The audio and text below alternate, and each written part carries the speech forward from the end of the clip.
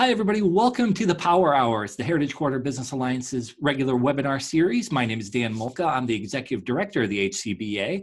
And today we're joined by Mike Schields of Cultivate Advisors. Mike, how about you introduce yourself and tell us a little bit more about your company?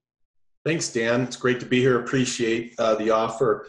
Cultivate Advisors specializes in accelerating and growing small businesses. We grow and scale them through sales, marketing, financial support, all kinds of different things. We partner with small businesses and provide those custom solutions to help the businesses grow. Think of us as an equity partner without the equity, and that's Cultivate Advisors. That's great. And you mentioned a lot of different topics. What do you see some of the businesses that kind of reach out to you? What's kind of some of their main focuses when they first start with you? Yeah, it's really interesting. I mean, as you know, we push forward anything that drives the entrepreneurial mission, right? We really believe in entrepreneurs. We believe in small business. And it's kind of interesting, depending on each business, there's a whole myriad of things that business owners have that they're really good at and they're really not so good at. And the one common thing I think I see is people kind of sometimes get a little embarrassed about, oh, well, I'm not so good at that and I'm not so good at that. So typically there's a few things.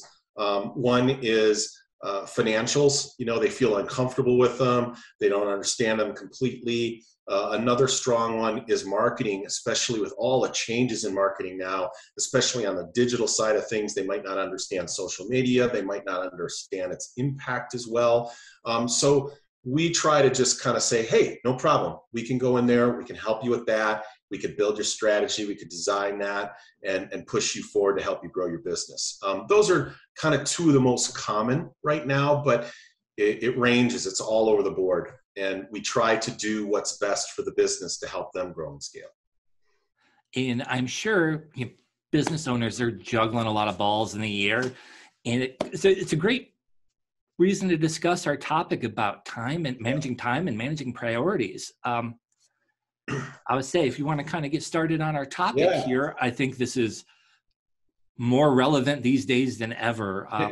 It's kind of interesting because you think now, okay, more people are working from home and they're putting in less hours and there's this great resignation, but it's kind of interesting. I find that people are busier than ever and they really have to make choices. And so what frequently happens is small business owners just get pulled into a lot of different fires that they have to put out. And so it's really important that we stay prioritized on those fires. And I'll just fire through a couple of these slides. Opening up to everyone, you know, I'm kind of thinking, what are you hoping to learn today? Typically, if I'd be speaking to an audience, I'd get a few hands up and anybody can pop anything into the chat. But some people want things from, you know, maybe some hacks that can help them manage their time, or they're hoping to learn, am I like everybody else? Another one is, do people feel stressed over time management? And it does tend to be stressful to certain people, especially if uncompleted tasks and things that aren't done create anxiety. And I'm definitely into that bucket. You have to kind of admit and be a little bit vulnerable and say, you know, this last one for me, for example, if I, coming from a military family, if I don't have the boxes checked and I didn't do that stuff, I kind of like go, oh my gosh, I didn't get that done. And so that's the anxious part of me. But the other side is like, well, so what? How important was it? You know, or am I going to lose sleep over that? And I'm really not going to sleep until I really get that task or assignment done. And so you want to avoid all of these things. You don't want to be in a position where you're like, oh my gosh, I didn't finish that, or oh no, I got to do that. So we're trying to design systems that help people through that. You know, just my background, I have a lot of experience. I ran a $40 million company, and then after that, I ran an $80 million company. So you can imagine that there's just a lot of things to juggle, a lot of different things that I have to deal with. I get pulled into a lot of fires, a lot of catastrophes, and a lot of things. But after doing all that, I began advising and consulting, and I started my own business a few years ago, and it went really, really well. Then COVID hit. So I decided, hey, I want to join a company because I want those resources. I don't want it to just be all on me. I want to be able to lean on other people and other resources resources to help my business be successful. My wife's also a small business owner, so I'm very familiar with it, and I love making an impact.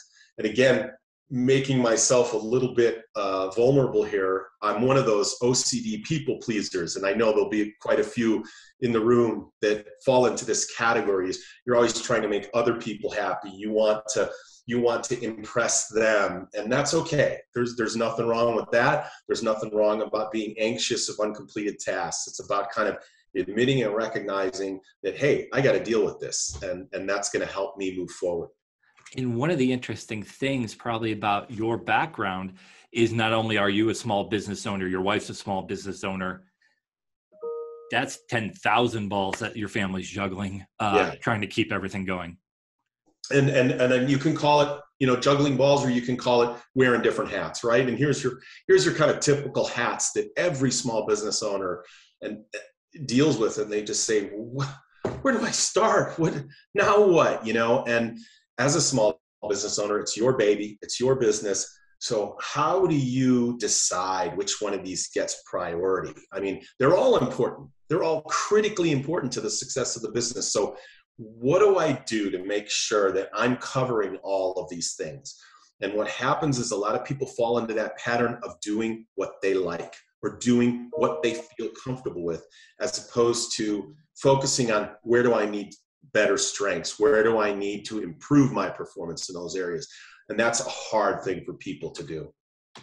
Our roadmap today is defining just that very thing. Why is this so hard for so many people to deal with? We're going to talk about 4 big ideas, just some ideas that will help them really understand a quick fix to some of these things and get you started in changing your behavior a little bit when it comes to time and priority management. At the end, we'll offer some toolkits and resources that we can use. Very simple stuff. Again, I'm not going to go really deep into this, but I'm going to just try and keep it real high level and simple. And it's easier than you think to get help. There's a lot of people that like to get help. I mean, I think we all love to talk about what we're passionate about, what we feel about, and you just have to kind of raise your hand and say, yeah, I do need help with that. That would be great, And for me, like I said, I had a military father, and so his whole life was organizing things, checking things off, keeping things detailed.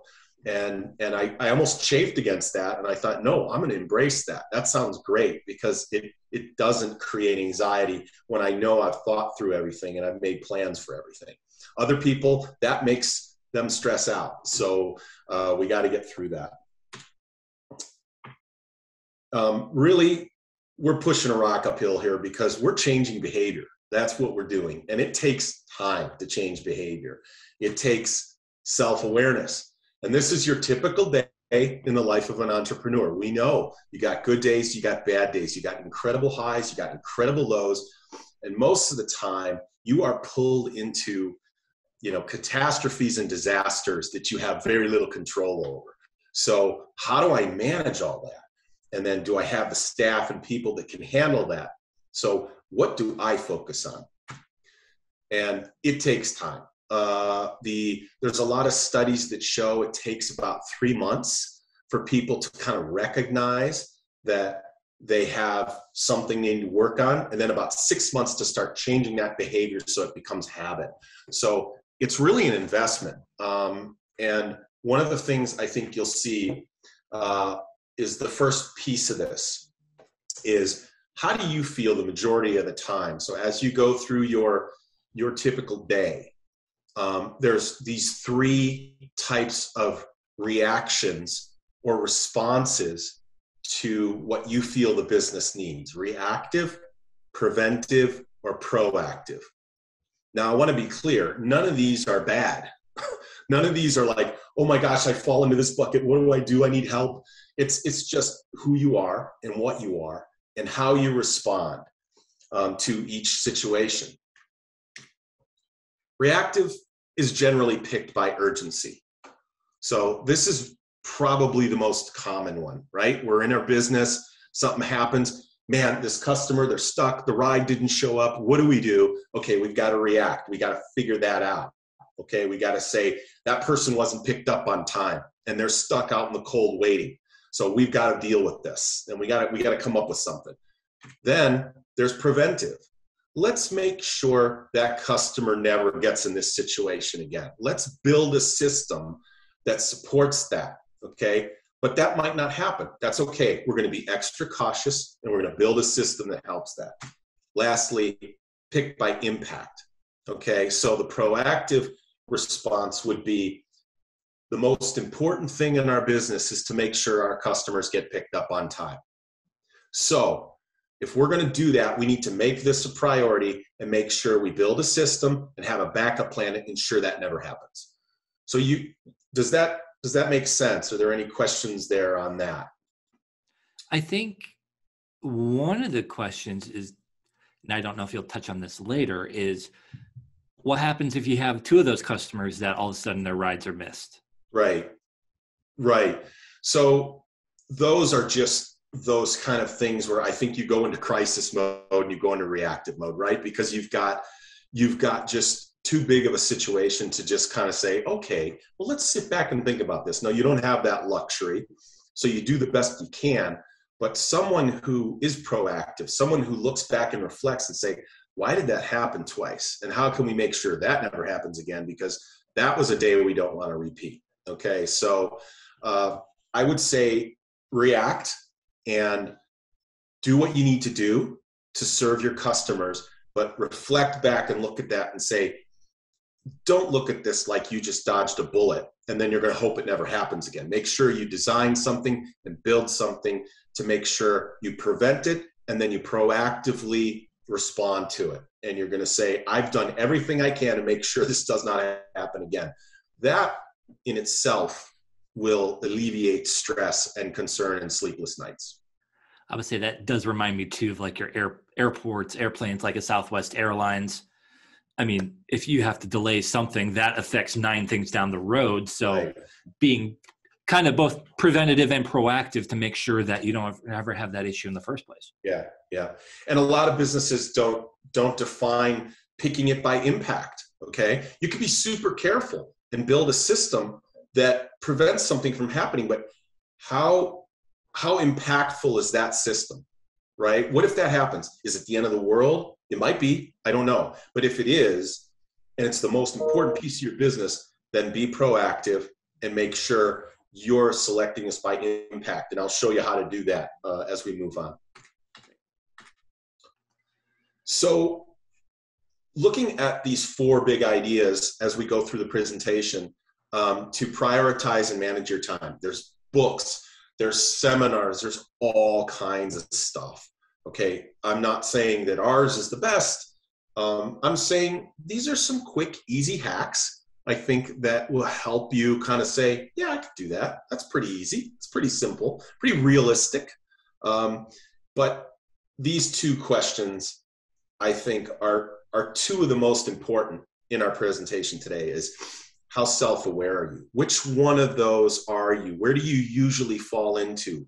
Are you reactive? Are you preventive? Or are you proactive? How do you react to crisis? What do? Be aware of it. Be honest, and look at your business and say, how well do we do that?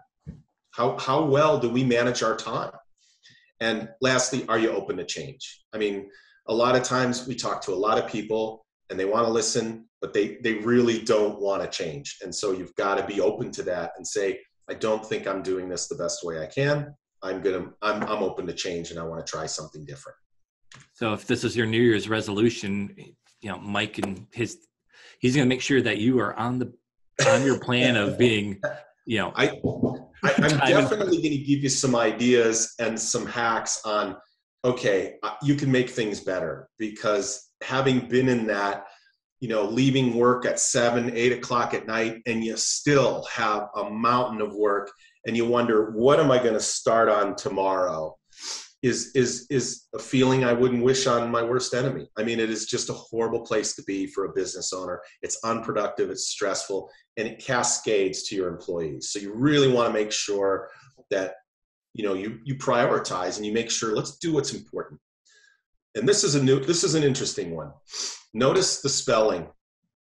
So everybody puts together these little to-do lists, right? Okay. And we're saying, let's rethink that a little bit.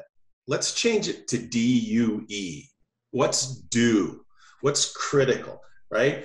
When it comes to emails, tasks, assignments, projects, deadlines, every one of us has a huge list, okay? So you just can't possibly prioritize unless what is due? What is the most important?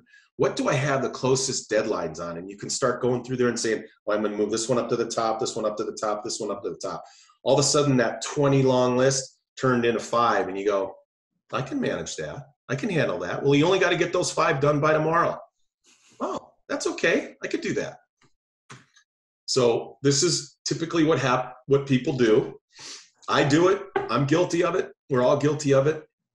And we're saying remove it and move it to do. What dates? What is most important? And I love this quote too, because here's what I hear from everybody, every person. Mike, sorry I didn't get back to you. I was busy. Hey, I've been really busy, right? Isn't that the standard response that everybody makes now? Oh gosh, I'm so busy. I got so much going on. Is busy productive? Busy's busy. We're all busy. Okay, so how productive is it? Don't just think that movement and having busy and things to do is achievement, because it's not. It's just, what are you doing? And what are you going to prioritize? So every day, if you could say, and look at your list, go ahead and make that list. But what on that list do I got to get done now? And that could be a deadline, or it could be something like, oh, I hate doing this. Get it out of the way. Do it first, because you're just going to stall it and keep pushing it back and pushing it back. So if you're going to be busy and be productive. Don't just be busy. The next one is really looking at your schedules, okay? And we've all got Google calendars and Apple calendars and Outlook calendars. And I have really taken a lot of pressure off myself by block scheduling. And that basically means you block your time all the time. So you're not just your meetings, but even personal things you want to do. Okay, for me, for an example, it's very important that I walk my dog 2 times a day.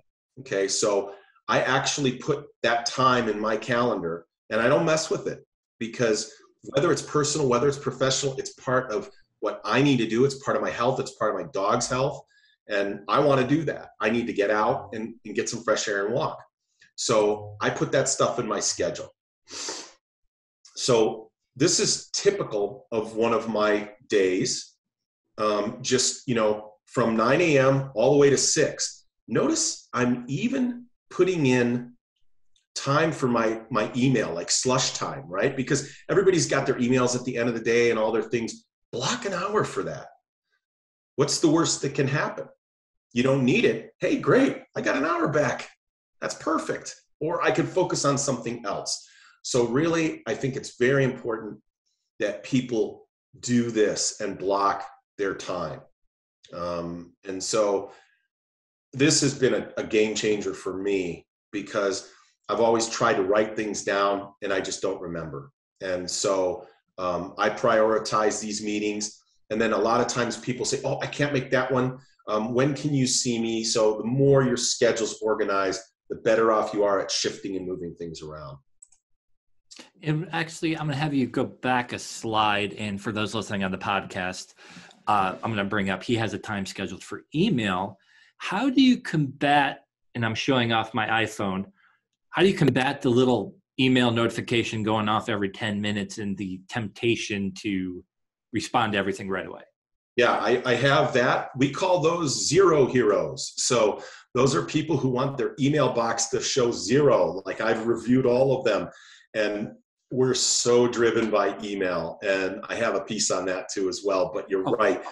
The temptation to jump into email it's so addicting. And it's so tempting, because you were going to say, well, gee, if I could do this, then I don't have to worry about it later on.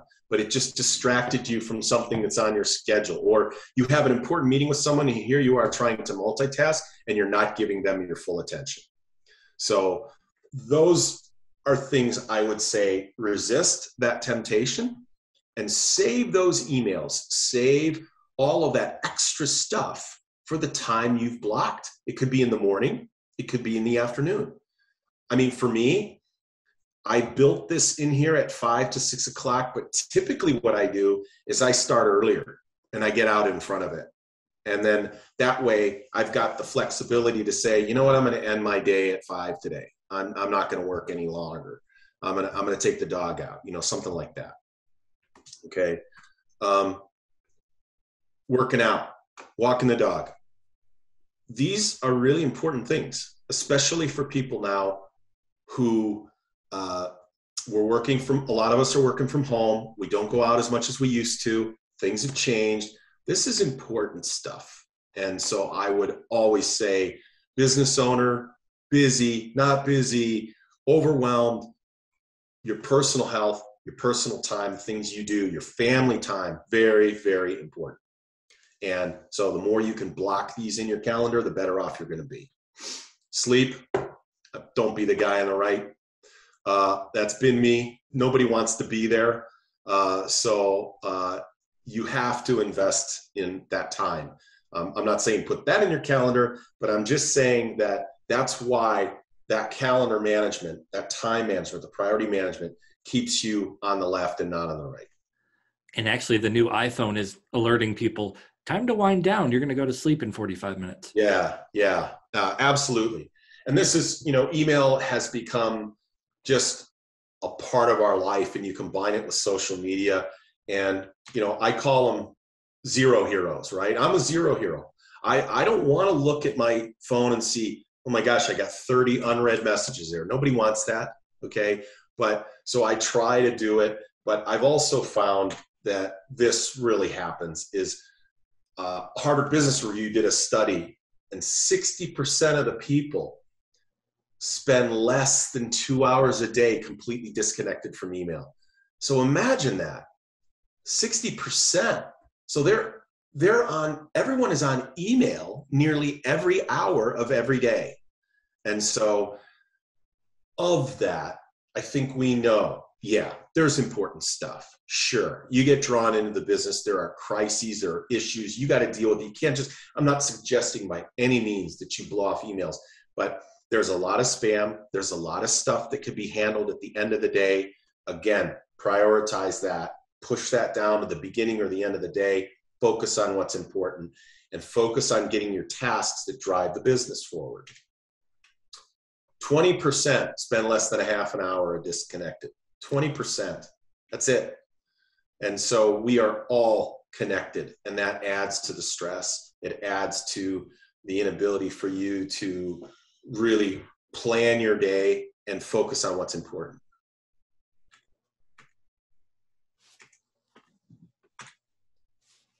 Set boundaries. I think this is another thing. You know, we all have clients, we have customers, we have family, we have friends, and we try to set boundaries on how much time can they take away from us, right? It's okay to set boundaries. Really, I think it's important. It's okay to say, I've got a hard stop at 1 o'clock. I've got another meeting. Okay. No problem. No one's ever going to say, well, wait a second. I got another meeting at 1 o'clock. I got to go. So it keeps your time condensed. It keeps you on task, and it keeps you focused on the priorities. Saying no is okay. It's okay to say no. A lot of people, and as an former OCD people pleaser, you know, I want to make everybody happy. I want to try to accomplish everything. A lot of parents, we want to be heroes. We want to do it all. It's okay to say, I just can't get to that today. I can get to it tomorrow. It's certainly better than coming back and saying, I was really swamped. I was really busy. Nobody cares. Nobody cares how busy you are. Everybody's busy. You're better off owning it and saying, I cannot get to that today. There's just no way, but I will get to it tomorrow. Okay, and I'll have it to you by end of business tomorrow. We And do that, the same thing with doctors, car mechanics, you name it. I don't like when they tell me, yeah, let me see if I can get it today. Oh, we got really swamped and busy. Very frustrating. and that's setting expectations for whoever's on the other end, because if you say you're going to get to something, they're expecting you to get to it. Right. And so you kind of lead them down that path, and then it forces you to be in a situation where I just made a choice, and I have that a lot. People tell me, I'm sorry, I'm really swamped. I'm really busy. Everybody's busy. You just prioritize something else over me. And that's okay, but I'd rather have you tell me that up front. And I'm saying everyone here and people in general could learn a lot from kind of stepping away from that and just saying, listen, I want to realistically tell you what I'm looking at here, and I'll get it done for you. So it's not really a deadline. It's just setting a proper expectation. So, for those Indiana Jones fans, choose wisely. And we're not talking about life and death stuff here. We're just talking about giving you the room and the bandwidth you need to block schedule, to say no, to choose what you're going to focus on. And we're going to show you a little bit later, what do I prioritize on? What is important? How do I pick those things? This one is also very important, well, what are those priorities? And I work on this with a lot of my clients, is we go through a kind of a process where I learn about their business, and they tell me what's going on, and they tell me all the challenges they face. And it always comes down to maybe 10 to 15 things about, I need to do this, I need to do this, I need to do this. And then we got to go through and we just got to say, okay, of these, what are the really drivers of the business? What is going to push the business forward in the way you want to go? Do you want to grow it?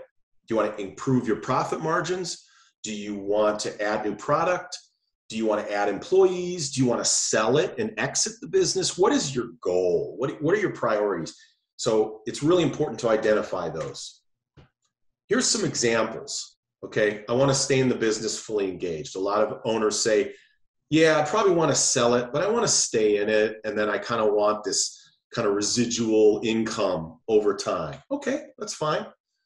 But I don't want any more 70-hour work weeks, because a lot of entrepreneurs and small business owners are saying, I've had it, okay? It's my business, and I'm still working like I just started the thing up, and it's crazy. They have specific income or salary figures. Those are important too, right? So in that case, your focus would be on sales or marketing or profitability, or maybe in terms of operational business, maybe their operation systems are inefficient and they're losing money and opportunity and sales because they're not operating efficiently.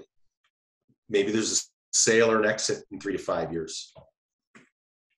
They want to increase the value to optimize the sales price. This is really, really common with a lot of small business owners, is I want to get the business very consistent. I want it stable.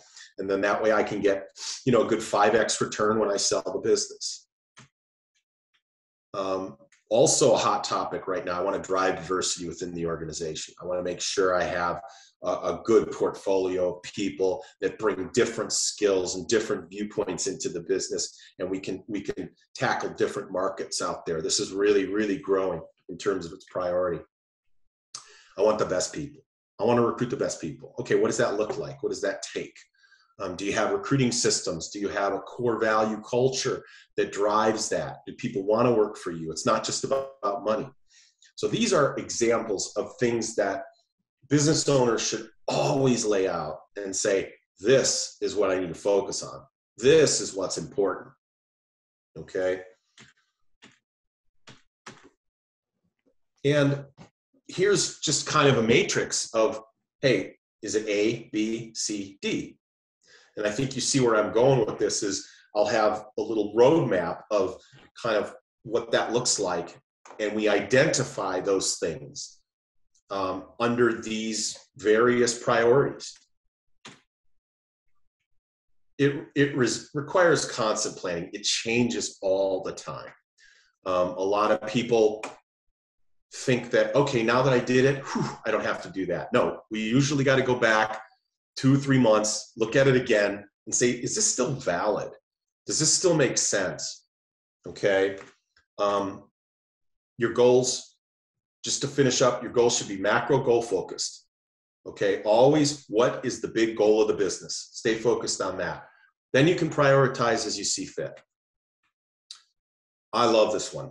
For me, as a former athlete, I love wins. I love celebrating wins. I like identifying wins. And I think it's really important that every business owner really takes those wins and celebrates them and pats themselves on the back about that.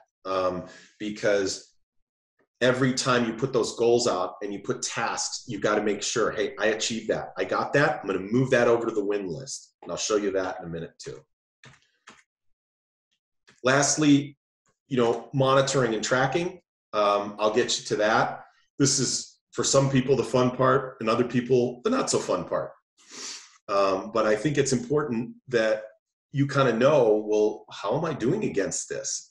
And that's where advisors like me really thrive, because I kind of come in and I hold them to that stuff and I hold them accountable. And I always bring my clients back to say, let's not forget what's important here. Okay, this is what's important. And it's not my thing, it's your thing. We identified this. This is what's important to you. So I'm saying if we shift too much, we're not focusing on that.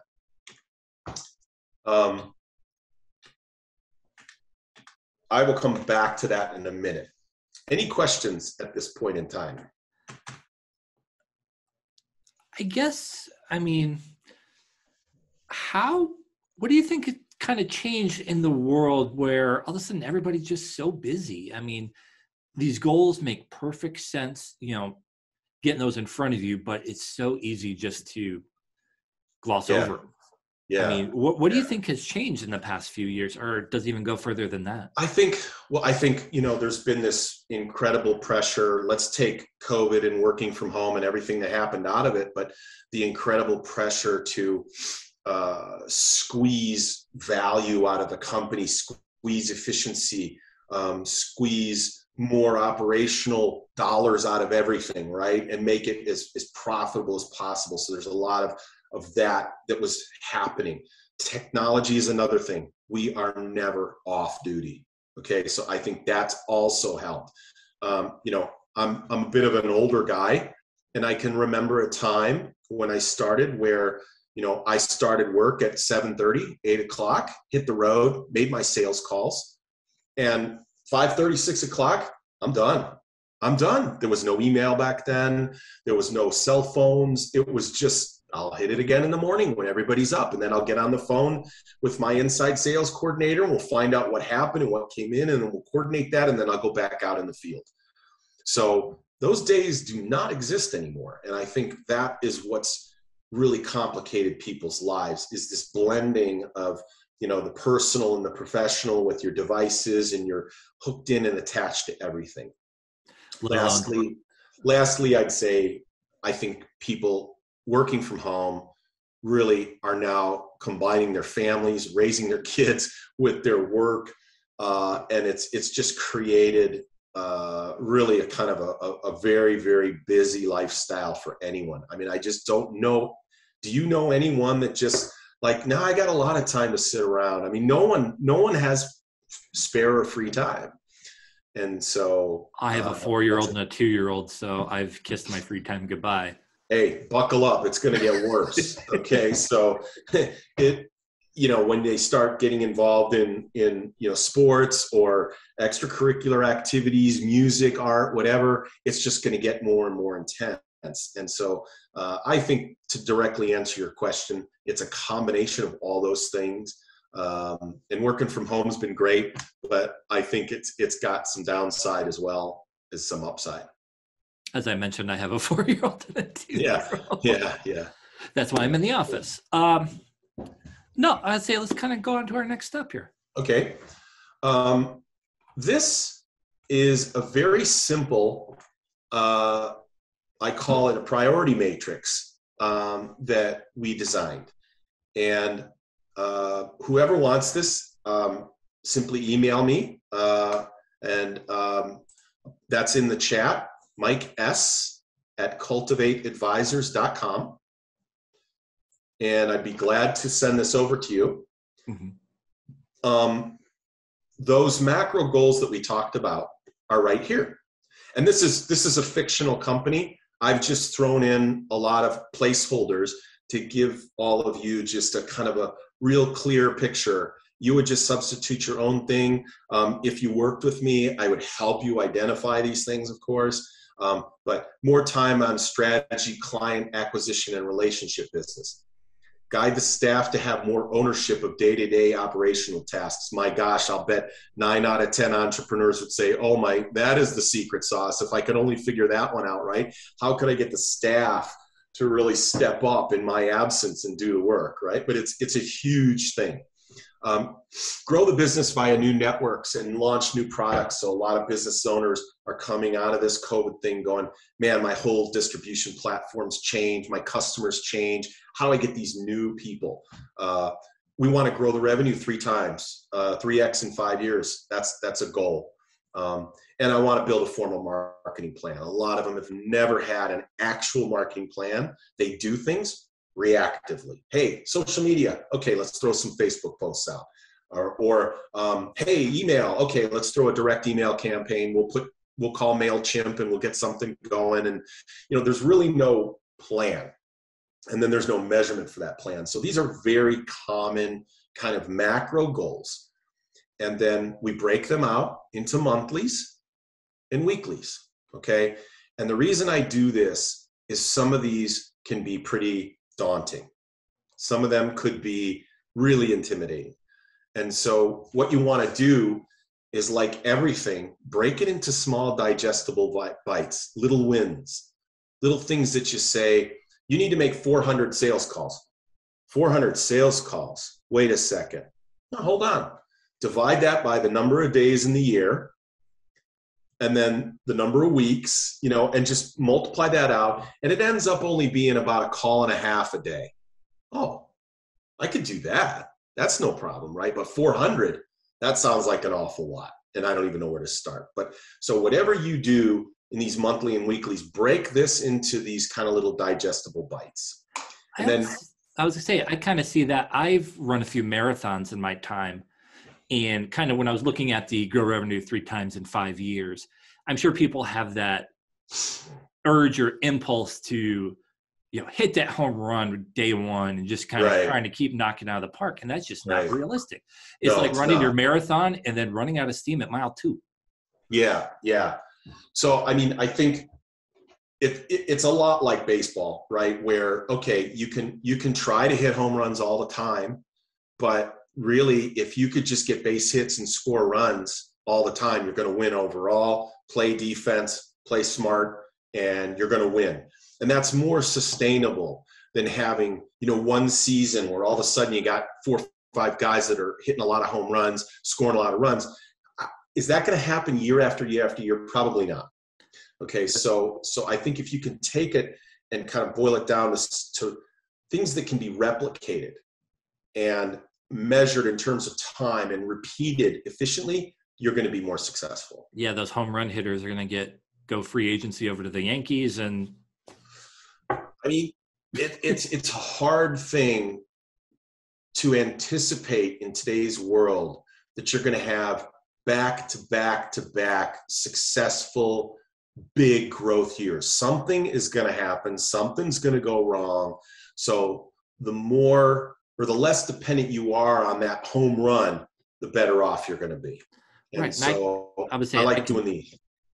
I can give a great example. One of my jobs in my prior, experience was working for a water park. You do everything right, and then it rains. And that's a perfect example of, it's not going to rain every day, but you got to know it's coming too. Yeah. I've been in the travel business for most of my career, and talk about rain or shine. You've got economy problems, and then terrorism and COVID. And I mean, what next? But when it is great, boy, you are feasting. It is a fun business. But when it's not, it's one of the first things to go.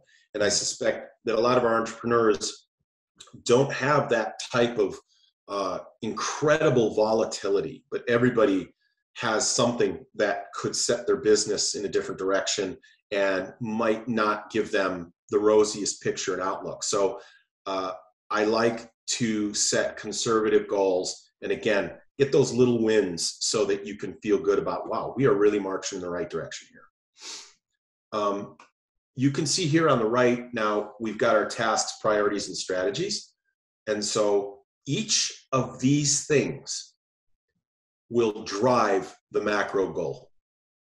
There are things that aren't directly related to it, but if you could see all these things, they're going to help me achieve these things and these things and these things.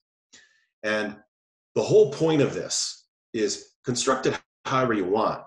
But if there's something here that you are doing or you're putting your staff to and it is not driving this, don't put it on here. It doesn't belong on here. So going back to what's due versus what's due, D-U-E, it doesn't belong over here. I'm not saying don't do it. If you got something that you got to do, you got to go pick up the laundry after the dry cleaning after work. Okay, do it. But am I going to take time out in the middle of the day and go get it at the expense of, I was making really progress in the marketing plan, and now I'm going to just take a break and go get laundry. I mean, that's an extreme example, but I'm trying to say it could be an email, it could be an errand, it could be anything. It's just what's on here should be purely driving this, so that no matter what you're doing, what you're measuring, your wins are all going to be driving those goals. And the more you stay to that, the better off you are. So this is just a very easy way to identify what those priorities are in the business and what you're going to work on. Okay. You'll notice here that I've established the importance of those and which quadrant they belong in. Okay. So obviously I want to get my A's done as soon as possible because they're urgent and important. So to me, I think of that as, okay, that's a burning platform. We got to put that fire out. And then we got to be proactive because we want to make sure that doesn't happen again. And so you want to work through those opportunities as needed. This one, build out a Google business page and push for client testimonials. I think all businesses should have a Google business page, and they should all be getting those testimonials. I mean, the whole world is driven by testimonials now and feedback, whether it's Yelp or Google or whatever. Is it important? Yeah. Is it like mission critical this moment? No. It's something that over time improves the business's reputation through those positive testimonials. And so I give that one a D. It's going to take about 2 hours back and forth with Google, and we're almost there. We contacted Google. So you change this to 100% and cut this out, copy it, and dump it over here on the win column. So as the business moves forward, you start to see these wins really pile up, and you feel really good about them. You feel really good about them because you are banging through this list and you're getting this stuff done, and you know it's all high priority stuff. Okay, and that starts to then change your behavior a little bit. You start to look at this every day instead of looking at somebody else's email or somebody else's schedule or somebody else's problem. And you start to say, no, this is my business. These are the things that are important to my business. And I'm going to look at this every day, and I'm going to make sure I'm doing something here. And that's it. It's not a lot more complicated than that. And so from there, you could also add in KPIs. Here's a sample of some of the KPIs and some of the revenues. I think it's really important for people to see this, to build a very simple kind of spreadsheet that shows their margins, and then you can track your forecasts going a few years forward and just see where you want to be. What's it going to take to get there? Is that realistic? And then start tracking your business here. Hey, a lot of business owners, they're on QuickBooks or they got an accountant, they're very good with it, but others aren't. And so this is really important too for those wins that are driven on revenue or margin. Okay. So this is a very simple tool that a lot of my clients use and have been using for months, and we still stay on it. And we literally start off our calls with, okay, what's going on with this? What's going on with this? What's going on with this? And we talk about that. So just like them, I want them to know that their success is important to me. And I'm only focused on the good stuff here. I don't, yeah, we'll talk about their kids and we'll talk about their weekend and what they did. But really, this is the stuff that matters for them. And so prioritize that in terms of time. The one thing, and stop me if I'm jumping ahead a little bit too bit, but I noticed kind of a little bit lower than what you're showing right now. You had the total hours and remaining hours. Right, right. So this is a neat little tool that you can estimate your time. So let's say, you know, a lot of people, they were the 70-hour types. Oh, I don't want to work 70 hours. I want to work 40. Okay, you want to work 40. So here's what we think this is going to take per week. And 40 hours, you're 4 over. So you got to come up with 4 hours, or you got to drop something here. Okay, maybe this isn't going to take 6. This is going to take 4. Now I'm only short 2 hours. Yeah, update the website. Yeah, that's going to take a long time. Cross training. Yeah, that's going to take a long time. This I think I can get done in 2. I'm there. Okay, so you can shift these around. If I change this to 60, I got a heck of a lot more bandwidth to add a lot more stuff. So good question. Yeah, it's really up to the business owner to determine what they want. And you notice I put in 40 because I defaulted to that, because I think people deserve not to work 60 or 70 hours a week. I just don't think it's sustainable. It's a recipe for burnout. And I think it's obsolete. But that's my personal feeling as I age.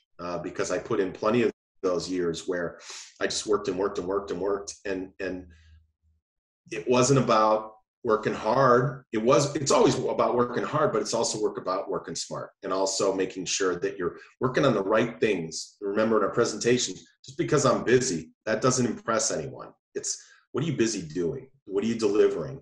And what's important to the business?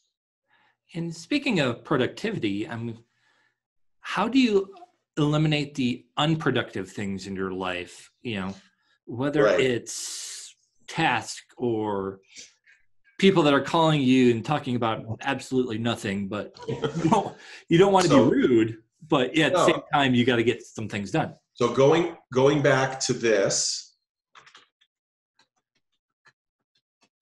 I would say this is where you should be, right here. This answers it. Okay, and your schedule answers it. Your block schedule. I'm not being rude. Dan, I have a 1 o'clock hard stop. I got another guy just like you, and I promised him that we would have a meeting at 1 o'clock. So let's finish up. I got to go. You're not going to hang up the phone and say, gosh, Mike, he was so rude. No, I had another meeting.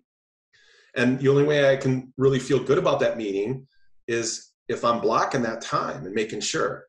Now, going back to back to back, I do not recommend that because meetings do tend to go over. So I always have now been building just a little bit of a 15-minute buffer in there, just in case. And it helps me, you know, go to the restroom, get a drink, whatever, you know, so it's a good move anyways. But in directly answer your question, set boundaries, don't be afraid to say no, and use your block scheduling to just communicate that what you're focusing on now needs to happen within the time frame that's been allotted. I get a lot of people that I talk to and they go, Mike, before I even start talking, they'll say, I got 15 minutes. And I'm like, okay, cool. So I'm now forced to adjust my topic and say, okay, look, we'll talk some other time about baseball or something. Let's jump right into it. And then it's not, in fact, it's the opposite of rude. It is actually incredibly polite and incredibly smart to do it that way because you're being respectful of their time. Mm-hmm. And directness can be positive? I don't see when it's not. I mean, yeah, we're not, we're not therapists here, right? We're talking business. And so I think it's important that you are direct with people and you just tell them, hey, here's what's going on. You're not lying to them. You're being honest. And you're saying, well, hey, if we want to hang out and talk baseball, hey, what are you doing Tuesday? Let's meet for happy hour or something like that, right? We could do that. So there's a lot of opportunity for busy people to really say, I've got to focus on this, and then I got to move on to something else.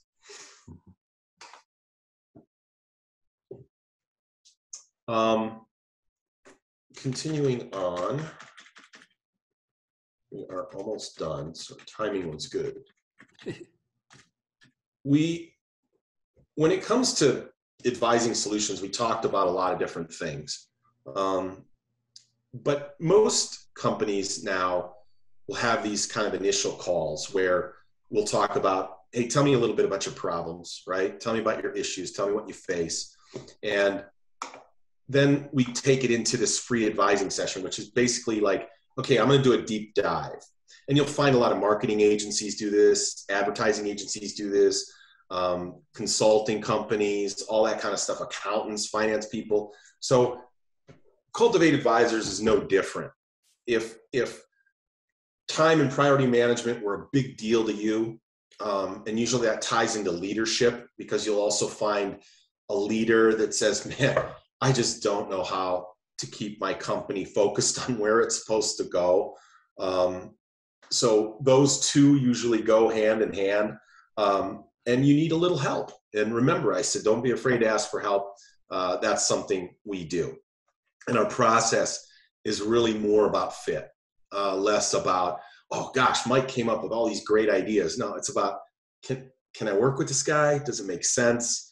And so I would suggest that whoever you work with as business owners, you find that kind of personal fit. It's kind of like speed dating, right? Have some coffee with someone before you jump into a full-fledged relationship and you find out, ooh, boy, now I'm in this. I don't know how to get out of this thing, So that's what we like to do here at Cultivate Advisors, and really kind of find what the best path is. Here's the things we talked about. Okay, so this is the little ad. This is a little pitch of my whole presentation, and I'll be done with it after this slide. When you look at most small businesses, they're like a propeller. Okay, there's an engine at the center, and that's your financials. Obviously, we're in this to make a profit. The business has to be viable. You have to pay your employees. You don't want to worry about how you're going to pay your bills every month. But there's a lot of things in the propeller that could affect that. And if any one of these things in this propeller are bent or offline or misaligned, it makes for a very rough ride. And so what you want to do, and time management and productivity and prioritization is the productivity piece of that. It's one of these pieces. And if your time management's off, if your prioritization is off, it's going to affect the operation of the engine. It's going to affect the smoothness of the flight. And so that's just one of the things we work on. There's sales, there's marketing, there's recruiting, there's leadership, and there's productivity. And so I personally feel very comfortable with time and priority management. I feel comfortable with sales. I feel comfortable with marketing. Leadership is another one that I've done myself, and I feel that they're often linked. That people they know their business inside and out, but there's a lot to leadership now, especially as during this great resignation where you're trying to get employees. It's not just about money, it's about people finding a good fit for themselves. So I hope that everyone's learned a little bit about time and priority management, and that you feel like you've got some hacks. I'd be glad to forward this presentation to anyone along with this piece here, because I think they can be invaluable to your business. And starting with that, you could really organize your time. Many small business owners come to me and they go, I own this business. I've owned it for a long time. And I can't remember the last time I had a couple hours to sit back and think about strategically, where do I want to take the business? What's important to me? What do I want it to look like? What does the future look like? A lot of them don't have the time. And it's a cycle that keeps repeating itself. So, I'm too busy. I don't have the time. I don't have the time. Well, if you don't have the time for strategy, you got a big problem because it's your business. And definitely, because it's easy to make sure that, all the fires are put out, but how long can you keep that up? You can't. And it leads to burnout. It leads to frustration. It leads to staff departures. So you've got to get to a point where your employees really feel like, wow, the owner's really focused on what's important. And that message is continued to, it's always front and center. Like what I'm trying to do with my clients when they have this is share this with the people in the organization. Let them know that your goals and your priorities are such so that they know what's important. So when you say, hey, we didn't do this, we fell short here, it's not just coming out of left field. It's like, we agree this was a priority in the business. We got to do a better job here. And we have to focus on that. So I really encourage owners to share this with their staff and teams so that everybody's on the same page and everybody is organizing and prioritizing their work accordingly. And Mike, I know you mentioned it earlier, but what's the best way to reach you if someone wanted to follow up? Yeah, I'd say email is the best, and I'll drop that into the chat. It is Mike S. at Cultivate Advisors.com. And thank you so much. This is literally 57 minutes into the power hour, so we did that pretty well. I have that right. I didn't even spell that right. Hold on a minute. Cultivate Advisors.com. Trust me, I misspell my own email way too much. Oh my gosh. Yeah, that's it. CultivateAdvisors.com. Yeah. So no, thank you for the opportunity. As you can see, and thanks for the questions. And if there's anything anybody needs, fire it over, and I'll be glad to help in any way I can on any one of those things that are important to small businesses. Thanks for running your business and opening it, and it's the future. More and more people are starting businesses than ever, and it's great to see. Yeah, and definitely for those who are starting their own business, make sure you also become a member of the Heritage Quarter Business Alliance. I got my plug in as well. Cool. Thank you again, Mike, and thank you everybody for whether you're watching on YouTube, whether you're listening on the podcast. Thank you so much. This is Dan Mulk with the Heritage Quarter Business Alliance. Have a great rest of your day, and we'll talk to you soon.